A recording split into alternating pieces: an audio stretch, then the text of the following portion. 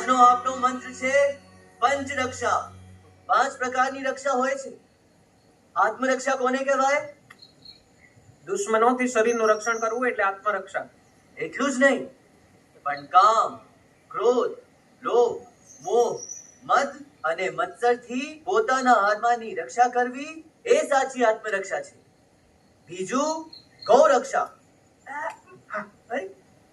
ગાયોને કતલખાને જતી અટકાવી એટલે ગૌરક્ષા. એ તો ખરું જ, પણ ગાયને એના મૃત્યુ સુધી સંભાળવી એ પણ ગૌરક્ષા છે. આપણે એને એઠો કચરો કે પ્લાસ્ટિક ખાતી બચાવવી એ સાચી ગૌરક્ષા છે. હા. ત્રીજું દેશ રક્ષા. દુશ્મનોથી આપણી સીમાનું રક્ષણ કરવું એ જ દેશ રક્ષા. માત્ર સીમા સુરક્ષિત કરવી એ જ દેશ રક્ષા નથી, પણ દેશને ભૂખ, ગરીબી, અંધશ્રદ્ધા, અશિક્ષણ, વ્યસનથી રક્ષા કરવી એ સાચી દેશ રક્ષા છે. ચોથું સ્ત્રી રક્ષા. સ્ત્રીને ખરાબ લોકોના અત્યાચારથી બચાવવી. એ તો કરવાનું જ, પણ સ્ત્રીને સમાન હક આપવા, સ્ત્રીને શિક્ષણ આપવું, સ્ત્રીને સન્માન આપવું, સ્ત્રીને આત્મનિર્ભર કરવી એ સ્ત્રીની સાચી આત્મરક્ષા છે. અને પાંચમું ધર્મ રક્ષા.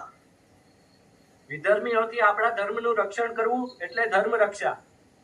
બીજા ધર્મથી આપણા ધર્મને બચાવવો એ જ ધર્મ રક્ષા નથી, પણ આપણા ધર્મને, ધર્મ ગ્રંથને, ધર્મના નીતિ નિયમોને ગમે તે પરિસ્થિતિમાં તોડવા નહીં, એ સાચી ધર્મ રક્ષા છે.